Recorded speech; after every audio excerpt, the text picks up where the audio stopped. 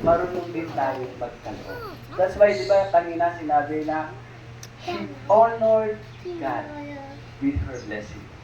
At ang the best honoring na binigay ni Hannah, walang iba kundi yung tinanggap niya na answered prayer. Ano ba yung tinanggap niya answered prayer ni Hannah? Kuya Liam? Naalala mo? Sa sinabi niya, no? Sino ang answered prayer? Si Hannah. At ang kanyang tinanggap na blessing ay si Samuel.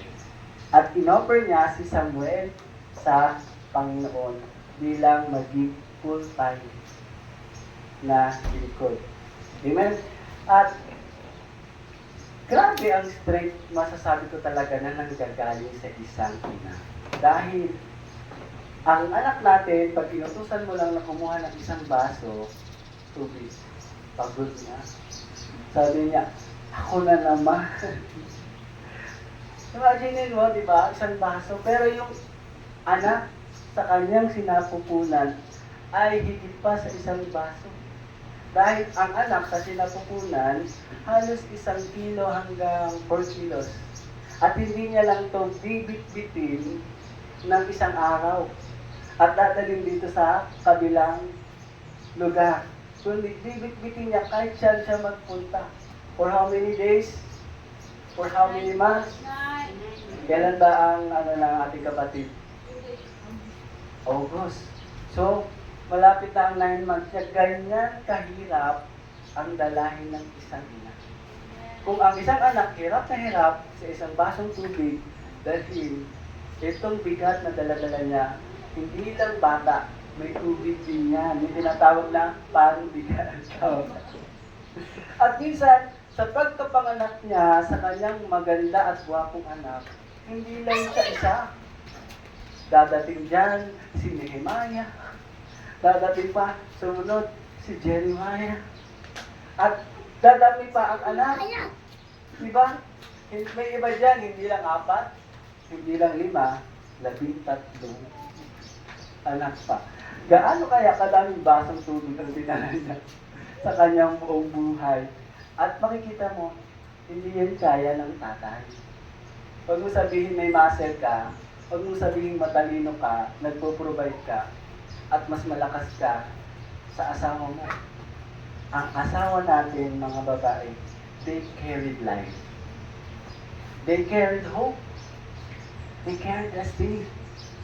Dahil sa pag-iingat na ginawa ng kanilang mga ina, ng mga anak, merong buhay kang nakikita. Tingnan mo, kasama mo ba yung nanay at tatay mo dyan? Alam mo ba, yan o, yan ang destiny ng patotoo.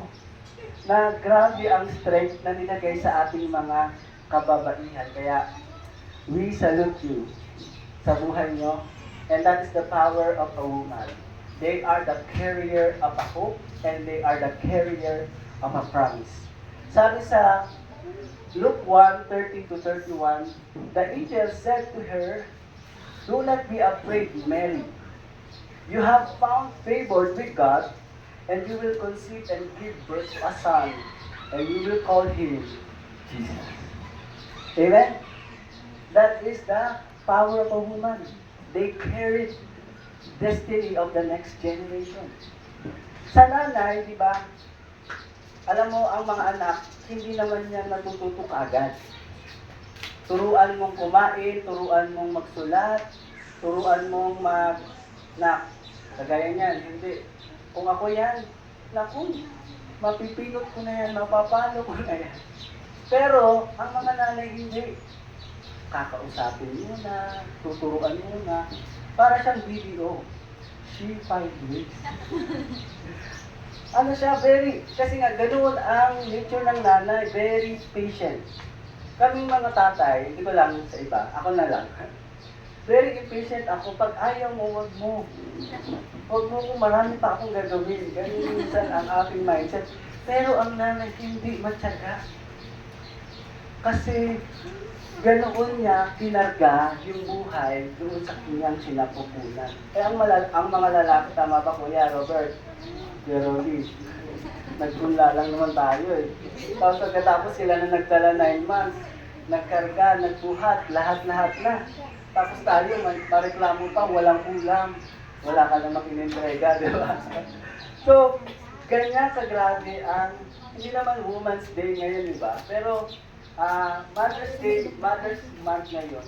At kung merong woman of strength, meron ding woman of, ano ka pinagtala ng strength? Woman of no strength. Di ba? Woman of weak. At, madalas, yung kahinaan, di ba? Dalawang bagay ang kahinaan na meron sa isang tao. It can activate your hope to God. Or it can trigger na mag-give up na lang ako. Ulit, ang kahinaan, nag-activate siya na manampalataya ka sa Diyos. Sumandal ka sa Kanya. Hindi ko to kaya, Lord. Kaya natin to. Pero meron din week na tinatawag na, ay, wala na akong pag-asa. Ganito na kami. Lumaki na kami mahirap. Mamamatay na lang kami mahirap. At ano gagawin mo? Matutulog na lang. At hantayin mo yung bayabas, mahulog. So, ito yung pag-aaralan natin. So, when there is a woman of strength, there is a woman of... Bakit naman ganun, Pastor? Nandito nga ako para magpalakas sa pag-aaralan natin yung babaeng mahina. Gusto ko kasi matutunan nyo kung saan talaga nang gagaling yung lakas na atin. Amen? Si Hannah, malinaw naman sa atin yung ating pinag-aralan na si Hannah is a woman of strength not because of her beauty, not because of her body, not because of her beauty name, but because of her devotion, her faith, and her best honoring to God kung bakit natanggap niya yung ganoong grabing kalakasan. Kung bakit siya pinagtibay ng panahon because of dependency niya sa Panginoon. And there's this another woman. Kilala niyo ba ang asawa ni David? 3 years na tayo ha, Frida. Kilala mo yung asawa ni Joseph na kilala mo na yung asawa ni Joseph? Yung nanay ni Jesus. Sino? O kakao. O gising na. Lagunan tayo. Tulog pa ba ang ating mga diwa? Sino ang nanay ni Jesus? Mary. O, sige ba si Mary? At si Joseph, ang kanyang asawa. So nabanggit ko naman na siya ay virgin at pinanganak niya ang anak ng Diyos sa pamamagitan ng Holy Spirit. And she became a woman of strength because she carried hope, she carried life and destiny. But sino itong asawa ni Samuel? Anak, sino ang asawa ni David pala, hindi si Samuel. Yung unang asawa. O diba? Hindi natin alam, diba ang unang asawa ang pinakamahalaga, yung legal. Hindi natin alam. So, si Michal, bakit kaya hindi siya masyadong popular? Because most of the time, pagka ang isang tao weak, hindi siya napapansin. Ang madalas napapansin ng tao, kung sino yung matagumpay, kung sino ang mayaman, kung sino ang may influensya, siya yung napapansin. Di ba? Kung sino yung may brace, may brace siya, dito ako tatabi, mayaman, siya. Di ba? Ganun tayo. Doon ka na-attract. Si Michal, hindi siya attractive. Because meron sa kanya na talaga namang grabe yung change sa buhay niya. But Michal, alam mo ba sino yung tatay ni Michal? Si isang hari. At siya yung kauna-unahang hari ng Israel. Siya ang kauna-unahang inanoint ni Samuel. Nakilala niyo si Samuel, yung anak ni Hannah. Siya yung kausap. Michal is so privileged. Galing siya sa royal family. At si Michal din ay mayroong kapatid na si Merab. dumating ang panahon na ang Israel ay nasa matinding pagsubok. Merong higante at sasalakay sa kanila, walang gustong lumaban. Sino yun? Si Goliath. Itong si Merab na kapatid ni Michal. Sino ang kapatid ni Michal? Si Merab. Siya yung nakakatandang kapatid ni Michal. Isa sa reward ng hari ay mapangasawa mo ang anak kong si Merab. At kalaunan, may nakapatay kay Goliath. Isang matipuno, isang malakas, isang gwapo. Diba? Parang nasa kanta ni Daniel Padilla. Nasa iyo na ang lahat. Diba? So, diba yun yung hinahanap ng lahat? Pag ikaw ay pumunta sa isang lugar, hinahanap mo, mayroon kasi, may yung mata mo may sinisipat. At itong si Michal, nasipat niya yung pumatay kay Goliath. Pero, hindi siya ang papakasalan ni David. Kasi si Merab na ang nakalaan. Alam naman natin sa kwento na ang hari nila ay may alam mo yun, may pagka-psycho, paiba-iba. Minsan sa Diyos siya, minsan nasasaniban siya ng masamang espiritu. Ipapakasal niya na si Merab, nagbago ang isip. At syempre, sino ang nagwagi? Si Michal. Ako ang nagwagi. So, nagwagi si Michal. Si Michal ang napangasawa ni David. So, hindi natin siya pansin. Pero, the best na babae, si Michal. Anak ng hari at asawa ng susunod na hari. Wow! Hindi ba strength yun? Hindi ba greatness yun? Hindi ba power yun? Nasa yun na ang lahat. Anak ako ng hari at ang napangasawa ko, hindi lang gwapo, hindi lang matalino, magaling tumugtog, magaling kumanta. This is my moment. Magaling kumanta si David, di ba? At itong kanta, itong meron kay Michal, hindi ba asset mo yun? Paano mo nasasabing malakas ka? Kasi meron kang armas, meron kang baril, meron kang nuklear, di ba? Kaya nag-aaway-aaway kasi may mga nuklear. So, nasasabi mo, you are snake. Itong si Michal, nasa kanya lahat. Nasa kanya pinakagwapo, pinakamatipuno, pinakamatangkad, lahat na. Pero bakit? Sa kabila nito, tinawag siyang a woman of no strength. Sa tingin ka kaya, sino man? Pag nilaya natin. At ang relasyon nila ay parang isang linggong pag-ibig. Lunes nang tayo nagkakilala. Eh dahil pa bago-bago ang isip ng tatay ni Michal, si Haring Saul. Ano nangyari?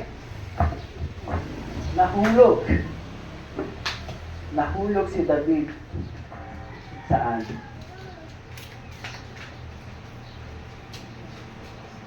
Sa bitag ng kanyang kalaban. Walang iba kundi si Haring Saul. Si Haring Saul gustong ipapatay si David. Ngayon, ano ginawa ni Michal? Naglagay siya ng manikin sa higaan ni David para ito ay makatakas. So, ang buhay nilang mag-asawa, parang roller coaster. Saglit lang silang nagsama at si David doon tatago sa kuweba. Hindi ka ba nagtataka kung ikaw ay asawa? Diba? Sino dito ang nagmahal? Pagmahal mo, sasamahan mo ba? Ito asawa niya, hindi niya sinamahan. Kasi pinili niya doon sa palasyo ng kanyang hari. Pinili niya yung komportable doon sa lugar. Habang itong asawa niya nagtatago, saan tatakbo. Diba? At imbis na hintayin niya ang pagbabalik ng asawa niya, ano ang ginawa ni Michal? Nakapag-asawa ng iba. 1 Samuel 25:44, ang unang asawa ni David na si Michal ay ibinigay ni Saul kay Palti na anak ni Lais. At to make the long story short, saan kaya ako papunta? Nangyari ang lahat. Nagkaroon ng problema sa kanilang pamilya. Si Hari Saul, nabuhay na matay pagkatapos hanapin si David. Nagtagumpay ba siya na mapatay si David? Hindi. Si Hari Saul ay namatay sa matinding labanan sa gera kasama ng kanyang mga anak. At ang pinalit na hari ay ang anak din Hari Saul na pinugutan naman ng diba? Kung ikaw si Michal, paganda-ganda ng simula nyo, anak. Lunes nang tayo'y nagkakilala. At nung linggo, iniwan mo na ako. Iniwan ka na wala ang asawa mo. Namatay ang tatay mo. Namatay ang tribo mo. Grabe ang grabing bigas na pinagdaanan niya. Pero, yung strength na binibigay sa kanya ng Panginoon, laging available.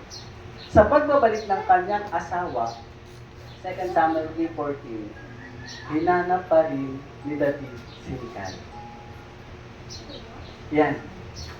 Hindi ka muna makikipagkita sa akin hanggat hindi mo nadadala dito si Michal na anak ni Saul. Na anak ni Saul. Bakit kaya anak ni Saul ang sinabi dito, hindi asawa ko? Nandito ang bakit kailangan natin itong maintindihan. One time, sabi sa 2 Samuel chapter 6 verse 14 to 16, David wearing a linen ephod, and David was dancing before the Lord with all his might, while he and all Israel bringing up the ark of the Lord with shouts and sound of trumpets. As the ark of the Lord entering the city of David, Michal, the daughter, ayan, nasan yun? 2 Samuel chapter 6 verse 14, di ba? The daughter of Saul watch. Ano ang ginawa ni Saul? Ay, ni Michal? Nanood. At ano ang nakita ni Michal habang nanonood? Ang kanyang asawa ay nagsasayaw kasama ng mga ibang Israel. Nagsasayaw siya ng papuri sa Diyos kasi dumating ang katagumpayan ng Panginoon. At hindi sanay si Michal sa ganung view. Diba? Minsan tayo, nung hindi pa tayo nakakilala sa Panginoon, may alig-alig doon, nakadungo, ay, ang calling mo puro God, puro Bible, ay, ayoko dyan. Diba? So si Michal, mapapansin niyo, bakit kaya ganun ang reaction niya? Nagpupuri lang naman ang kanyang asawa na nagtagumpay ang Panginoon sa kanilang laban. She is caring more about divinity. Ulitin ko, Michal is caring more about dignity than divinity. Ang asawa mo tumatanong na parang baliw. Nakakatawa sa mata ng marami, pero kay David, papuri ko to sa Diyos. Diba? Sabi sa 2 Samuel chapter 6:20 to 33, David said to Michal, nagka-usap sila. Diba? Minsan ang pahinaan, nag-trigger yan sa asawa mo na manlamig ka. Hindi ganun ba? Di ba wala nag-away kayo? Ang ganda-ganda ng nyo. Uy, nandito tayo. Nag-away kayo. Pero may na-trigger sa kanya. At yung na-trigger sa kanya, ano ba naman itong asawa ko? Hindi na ako binigyan ng kakahinan. But sabi ni David to Michal, verse 21, it was before the Lord who chose me rather than your father. Diba? Basahin ko muna sa verse 20. When David returned home to bless his household, Michal, daughter of Saul, came out to meet him and said, how the king of Israel distinguished himself today, going around half naked, in full view of the slave girls of his servant, as many vulgar fellow would. David said to Michal, verse 21, pakibasa nga, Liam. David said to Michal, it was before the Lord who chose me rather than your father or anyone from his house, when he appointed me ruler over the Lord's people Israel. I will celebrate before the Lord. Ano ba sabi sa verse 22? I will become even more undignified than this, and I will be humiliated in my own eyes. And verse 23. By these slave girls you spoke of, I will be held in honor. And Michal's daughter of Saul had noted it to the day of her death. Wow, ang pili yan. Ano kaya reflection niyo dyan? She was the daughter of the king. She has a husband, kapatid, but never called a mother, kapatid. Hannah became a mother because of woman of strength. Through his devotion, through his faith, through his honoring to God. But this one, she has everything, but never called a mother. There are times, itong si Hannah,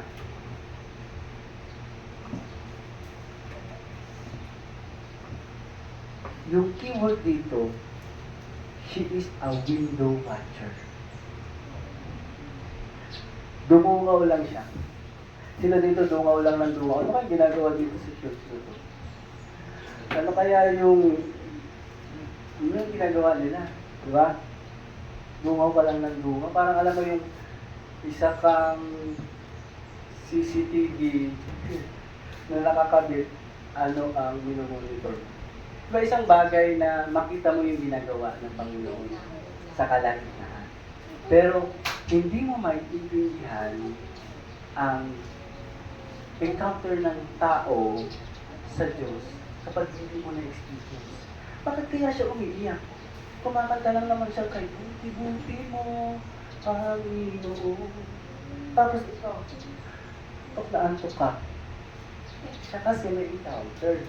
Ikaw, hinahanap mo na rope. Hinahanap mo yung comfort. Hinahanap mo kung ano lang kayang ibigay sa iyo. But she, Hannah, greatly cried unto God, Lord, I need you. Ikaw, hinihintay ka. Kapag naman ito mag-pray. Ano ba naman itong ginagawa nila? 30 minutes, 1 hour. Hindi ko lang yung sinasabi. Pero siya, he's dancing, sino? Si David, asawa niya. There is something na may sumpa sa buhay ni Michal. And lahat ng ito, sabi sa Bible, si David ang next generation, and then next na ay si Jesus. And yung asawa niya ay panggagalingan ng nilipid ng ating tagapagligtas. Bakit ganun na lang ang kanyang response pag may nagpupuri at sumasamba sa Panginoon? Di ba dapat nung ikaw ay nanghihina, kagaya ni David, he found strength from the Lord. Pero si Michal, wala. Nakadungaw. Naghihintay. Kaya hindi niya maunawaan bakit sila sumisigaw. Bakit sila nagpupuri? Because Michal is spiritually blinded. Di niya alam na yung kanyang asawa na hari ay iba sa hari na kanyang tatay. Ang tatay niya puno ng ego. Ang tatay niya puno ng hatred. Ang tatay niya puno ng insecurity. Ang tatay niya man-pleaser. Kaya sabi nung nagka-enkwentro sila ni Michal, kahit mukha akong baliw, mukha akong walang dignidad, hindi naman ang tatay mo ang tumawag sa akin dito. Ang Diyos na kasama ko nung napagtagumpayan ko, si Goliath, ang tumawag sa akin dito. Bakit ako hihinto magsayaw? Dahil lang nakadungaw ka dyan at hindi mo gusto yung nakikita kong ginagawa ko sa Panginoon. So, what is your reflection on that, mga kapatid? Ito ang mensahe ng ating Panginoon sa atin. When there is a woman of strength, there is a woman of weak. Though you are weak, ako reflection ko dito, number 1, you have a choice. Meron kang choice, mga ladies and gentlemen. Ladies' choice. May choice ka. Sabi ko nga, di ba, nung Friday, sino dito naka-attend ng Friday meeting? Tawag na tawag yung aking lead. Huwag ka ba tawag na tawag? Diyan, kausap ko si Lord. Kinakausap ko si Lord, maghintay ka dyan. Sabi ko sa sarili ko lang, hindi siya kanya. Siyempre, tanggalin ako yun. Tumawag ka lang dyan. Nagbibigay ako, sasabihin ng Panginoon sa akin. Mas mahalaga yung sasabihin ng Panginoon sa akin kaysa sasabihin mo sa akin ngayon. Nangihingi ka lang ng update. Pagkatapos ng prayer meeting namin, mag-update ako. Nag-update ako alas 2 ng umaga. At least naka-attend ako prayer meeting. I have a choice. Ikaw, sabi mo sa kapatid mo, you have a choice. Meron tayong gawain sa Friday. Nakalimutan ko. Ako nga pala yung host sa isang event namin doon sa company. Tapos, pinapapasan ako nga pala yung bus coordinator. Ang dami ko palang nakakalimutan. Pero, hindi ko nakakalimutan pag may gawain na Panginoon. Sabi ko, wait nga. Meron namang link dito ng vacation leave. 21, 22, 23. Click. Nakadit na ako. Period. You have a choice. Your conviction says what is the most important. Mas mahalaga ang buhay. Panandalian ma-enjoy mo, ma-please mo ang tao. Wow, galing naman yun, nakapag-host, di ba? Ay, nakapag-coordinate. Kaya ngayon, may nabubuang buhay. Pero ito kasi, pag ang Diyos na ang kausap mo, hindi ka pwedeng mamili. You activate your conviction. Hindi ka man-pleaser. Those who are man-pleaser, cancer yan, alam niyo ba? Cancer yan sa paglago mo sa Panginoon. Cancer yan sa totoong panawagan mo. Inuuna mo ang tawag ng panandali ang aliw kaysa aliw ng banal na ibibigay ng Espiritu Santo. Tama? Huwag kang parang ganito. Yung inuuna mo lagi yung bigat mo mukhang toko pa na yan. At gerber mo mga octopus, ang tanong ko sa inyo, pagka kayo ay magkakarelasyon mga kabataan, dadating ba yan kayo sa pinaka-highest calling nyo sa buhay nyo? Sagot. Wow, oo, diba? Oo daw. Dalawa kasi, oo, hindi.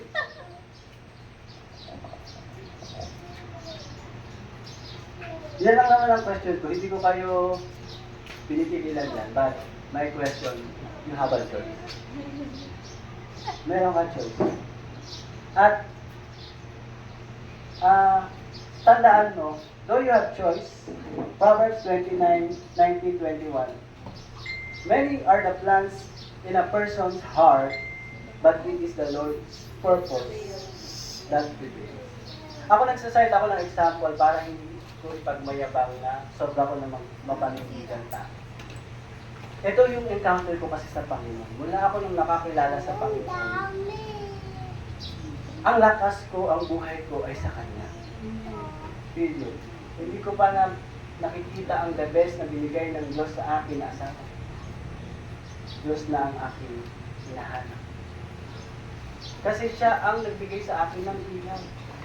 At this time around, paano naman kaya yung pamilya ko sa Bulacan? Ilang taon na ako dito sa Parañaque.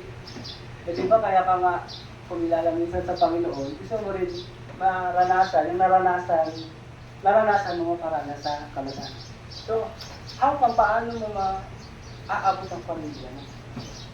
And, tinawagan ako ng aking ate, sabi niya, ayaw ng mga kapatid natin na mag-outing tayo.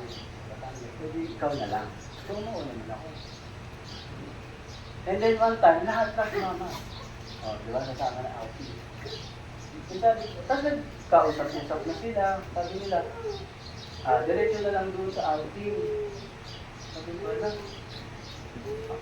ang purpose na kaya pumayag kasi dadaan sila dito. Wait na, teka lang, parang I have a choice. Ang nakikita nila outing. Ang nakikita ko purpose. Retreat ang lalagay ng Diyos sa puso ko. May mensahe ang Diyos sa akin para sa kanila. Hindi mensahe ko para sa kanila. Na, ba't naman gano'n? Hindi kayo dadaan dito. Katagal-tagal ko hinahantay kayo dito, hindi nyo man gusto makita ang kapatid mo kung saan nakatira. Wait nga, sabi ko, punta kayo dito. You have a choice. If you have purpose, kahit mas matanda sila sa iyo, you will go. You will say the word of the Lord. And then this June 1, makapag-share ako sa kanila. Yun lang naman. Yun yung prayer mo. Hindi mo maabot, pero sa isang tagpo, ang Diyos gagawa ng paraan. At pag gumawa ng paraan ng Diyos, gagawa ka din, may choice ka. Hala, dito na sila, tapos hahayaan mo lang doon sila. Ayan na yung palay. Tutukain mo, ayaw mo pa tukain. So, mga anak, nandito tayo for a purpose. May choice ka. Though you have witness, but you have a choice na piliin paano mo ma-serve yung purpose mo. You are a daughter of a king. You are a husband of a king. Bakit ganun ang tingin mo sa paligid mo? Nakadungaw ka lang. Kailangan mo mamili. Kailangan mong sulitin yung every opportunity na ikaw ay yung ma-position mo, yung sarili mo for a purpose. Amen? At number 2, number 1, you have a choice. Yung sa strength na yun. Number 2, you have the strength belong not to passive, but to passionate. Ulitin ko, the strength belong to passionate, not to passive. Michael is a window watcher. Ano kaya ang ginagawa nila? Alam mo, pag ganyan yung kasama mo, di ba? Lagi ka na nanonood. Ano ba naman? Huwag mo panoorin. Di ba, sino ba dito yung lahat na lang tinitingnan ka? Iiwanan kita. But the Lord is not looking for passive worshiper. He is looking for a true worshiper who is passionate. Na hindi lang nagmamasid, hindi lang nag-o-observe, but he moved, he activate her faith, he activate herself, he activate yung nilagay na salita ng Diyos sa buhay niya, mag-manifest in the natural. Kaya, tingnan mo dito, sino ang mga passive woman sa Bible? Sabi sa si Sarah's mother, si Sarah, sa Judges 5:20. Ito'ng ina ni Sisera ay naroon sa bintana, naiinip. Nasa bintana, nainip, hindi mapakali. Nagtatanong na may lupa. Bakit kaya hanggang ngayon ang anak ko'y wala pa? Sino pa? Si Mikal, sabi dito, sa 2 Samuel 6:16, nang sila'y papasok na sa lungsod, si David ay naglulundag at nagsasayaw. Nang siya'y madungawan ni Mikal, na anak ni Saul, ay hindi niya nagustuhan ang ginawa niya. Sino pa? Si Jezebel. 2 Kings 9:30. Bumalik si Jehu sa Jezreel at ito'y nabalitaan ni Jezebel. Kinalaunan ang mga mata inayos ng mabuti at dumungaw sa bintana ng palasyo. Mga mahilig dumungaw, walang ginagawa. At ano nangyari? Basahin niyo yan sa bahay niyo. Grabe, matatakot talaga kayo sa Diyos. Ganito ang mga mangyayari sa mga taong walang pagsisisi. Naghihintay. Passive. Naghihintay. Piliin mo ang Diyos. Piliin mong mag-activate kaysa maging passive. Huwag kang naghihintay kung ano lang yung ipapagawa sa iyo. Take initiative. Amen. Sa kumpanya, kapag nagtrabaho ka, ang totoong yumayaman, hindi naman ikaw. Ang totoong yumayaman, sila. Balansehin natin yung totoong buhay natin na dapat passionate ka sa Diyos. Kasi sa Diyos na nag-aalay ka ng service mo, sa Diyos na naglilingkod ka ng masaya, sa Diyos na inupuna mo siya, priority mo siya sa buhay mo. Alam mo ba, yung yaman mo, hindi lang ngayon. Yung yaman mo hanggang sa lahi. Yung yaman na 3 binigay ko na mga babae, yung yaman nilang naubos. Pero yung sumpa na dumating sa kanila, hanggang ngayon, nararanasan ng kanilang sarili. Tandaan natin. Alam nyo, napakahalaga mga kapatid, maging passionate tayo sa ginagawa natin sa paglilingkod. Yan kasi ang hinahanap, yan kasi yung nakakahawa na maganda.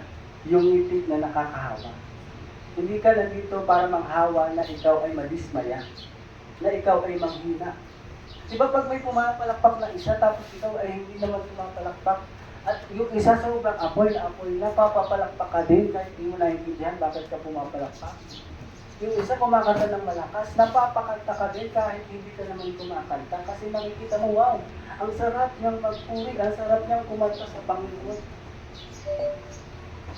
The strength comes to those who are passionate and not passive. Tama na tayo ay nagamit ng ilang taon sa mundo. This time around, number 3, enough is enough because God is more than enough. Stop making excuses.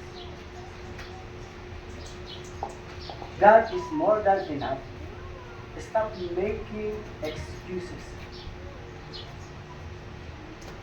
Huwag kang maghintay na bumaba ang biyaya.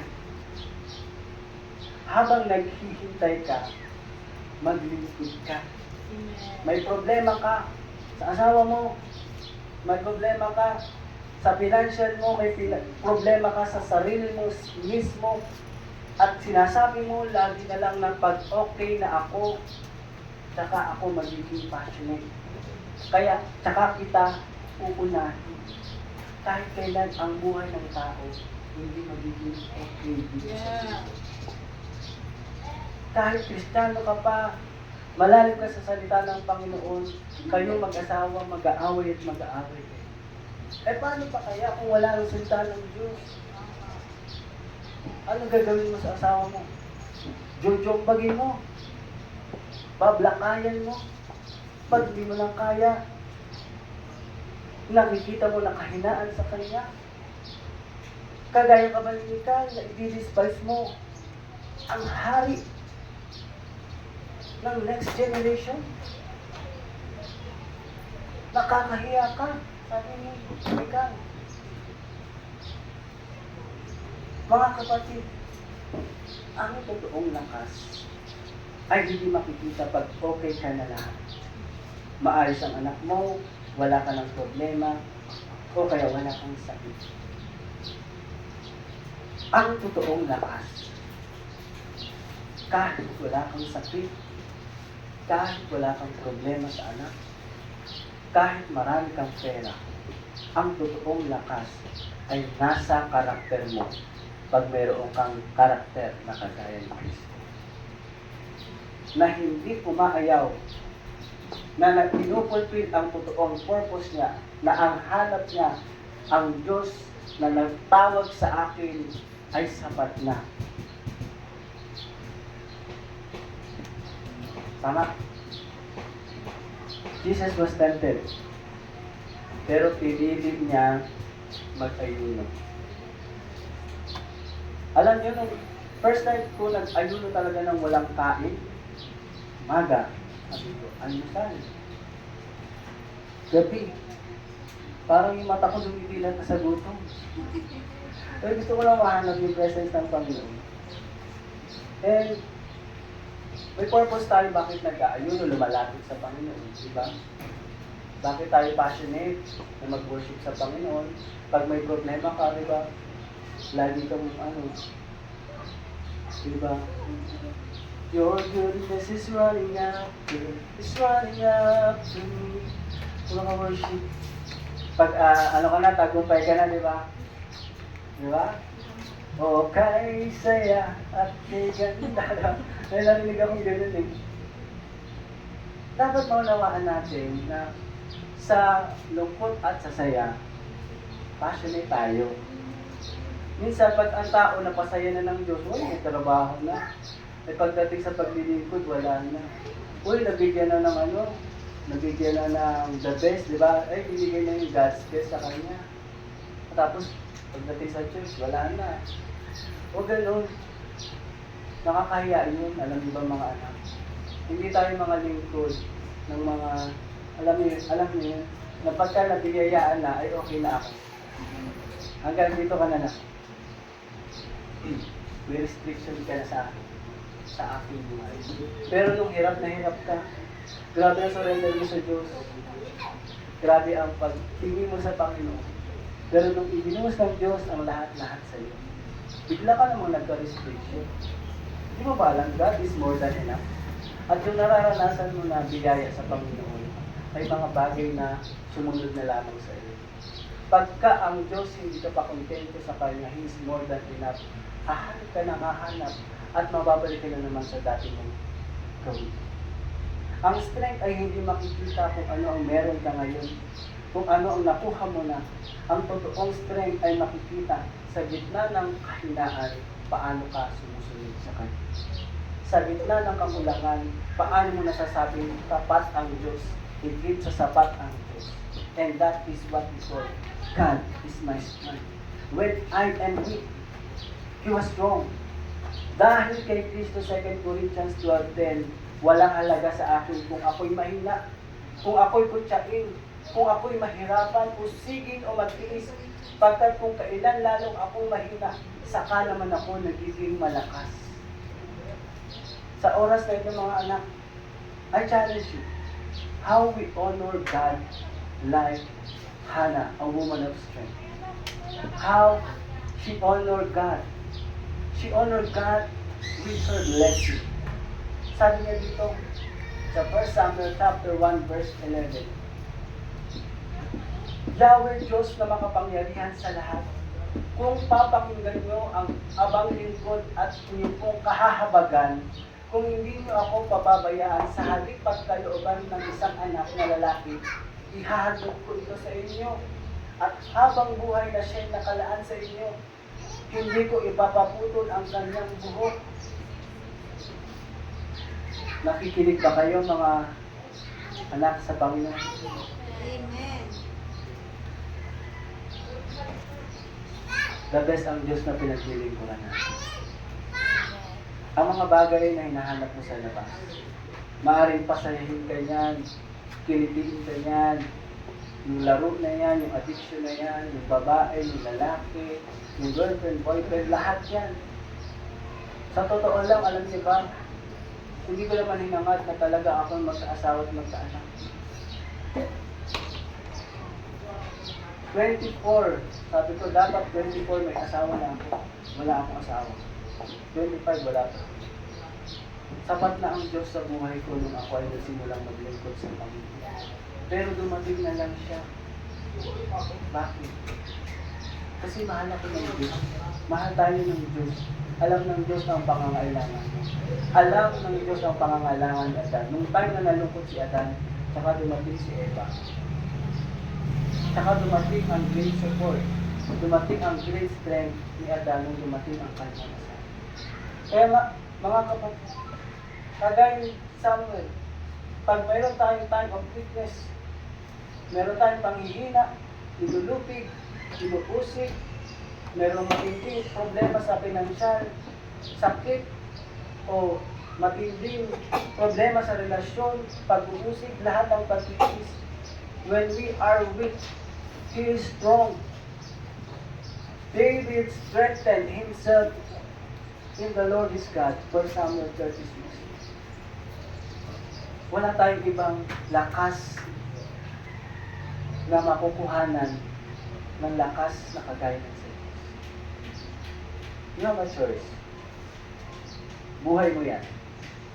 Kami magsasalita dito, may hangganan. Ang Diyos na pinapahayag ng lugar na ito ay walang hanggan. Marili kayo. Lahat ito mawawala. Buhay ko, buhay ng bawat isa. Pero paano natin pinapagamit ang buhay natin na mayroong apoy masaya sa gitna ng problema. Ang sitwasyon ng bansa natin hindi madali. Imagine niyo ang anak natin magkakautang, wala naman siyang hiniram. Magbabayad ng tax. Lahat. Pag nandito ka pa sa lugar na kung saan ang tao, kakagisnan na. Maraming kakagisnan na hindi maganda ang ating mga anak. But kagaya ni David, kagaya ni Hannah, they found strength from the Lord.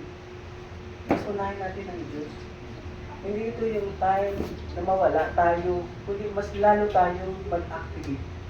Mas lalo tayong maging present. Kasi kung sino ang present, doon nangungusap ang Diyos. Doon yumayakap ang Diyos. Doon nagpapalakas ang Diyos. Tama, mga anak. Kung sino ang nandyan, siya ang inutusan. Paano mo uutusan ang wala dito sa loob ng bahay? Wala kang mauutusan. Ang Diyos naghahanap ng salita niya na susunod ka. At walang lingkod ng Diyos na sumunod sa Kanya na pinabayaan. Habang ako'y nagpapasok talaga, sabi ko doon, may matindi kaming financial breakthrough, hindi ko alam. Minsan hindi na talaga ako makatulog. Kung siguro ang mga utang ko ay mga 1,000? 10,000? 100,000? Sa amin, model din yan. Hindi kayo makatulog, maglilingkod kami. Meron kami ganitong challenge. Tapos kailangan mo pang magpakain. Kailangan mo pa pumunta dito. Pero, ano ba naman buhay na to? Kung hindi kasundin ng Diyos. Lahat yan na pagtatrabahuhan ng kamay. Pero yung Diyos na maaabot niya na buhay, Diyos gagalaw dyan. Magpagamit ka lang. Magpatuloy ka lang. Mag-alat ka lang sa Panginoon. Ano ang panggatong mo? Para magpatuloy, kagaya ni David, kagaya ni meron ka bang pananalangin? Meron ka bang devotion? Meron ka bang paglilingkod? Meron ka bang honoring? Nandyan nakapalibot ang totoong strength. Yan ang totoong panggatong natin para yung passion natin na God is more than enough. Wala na akong hahanapin pa. Kung dumating man sila, Lord, thank you sa bonus. Pero you are more than enough sa lahat ng aking pinili. Pag ganyan ka kataas ang iyong pagkakilala sa Panginoon, you are unstoppable. Your expansion is unlimited. Your breakthrough is not only now, but for the next day, for the next generation, and for the entire. Maaalala ka, hindi dahil sa iyong kailangan. Maaalala ka kung paano ka sumunod sa Panginoon nung time na nanghihina ka, nung time na mag-isa ka. Maaalala ka sapagkat ang Diyos kasama mo siya. Amen. Tayo tumayo at manalangin sa Panginoon. Wala kang katulad, wala nang hihigit sa'yo. Wala kang katulad, wala nang papantay sa'yo. Ikaw ang Diyos.